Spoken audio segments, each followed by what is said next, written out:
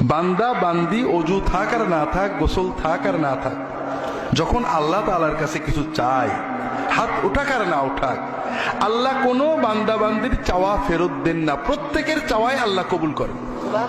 তবে আল্লাহ আপনি যেটা চেয়েছেন ওটা দিতে পারেন, অথবা ওই দোয়ার বিনিময়ে আল্লাহ আপনার অন্য কোনো বড় বিপদ কাটিয়ে দেবেন, অথবা এই দোয়ার বিনিময়ে আল্লাহ জান্নাতে আপনার জন্য সওয়াব জমা করে রাখবেন।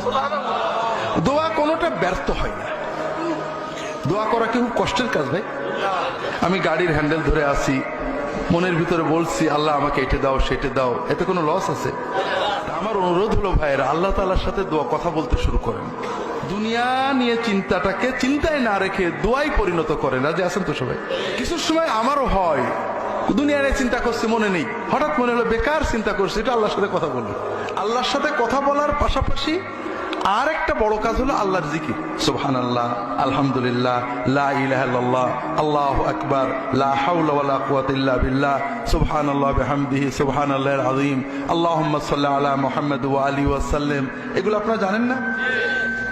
আপনি অজু থাক আর না থাক, গোসল থাক আর না থাক, মাথায় কাপড় থাক আর না থাক, যে কোনো নারী পুরুষ যখন এই জিকির বা দরুদের বাক্যগুলো পড়েন, পড়ার সঙ্গে সঙ্গে তার আমলনামায় অফুরন্ত সওয়াব লেখা হতে থাকে।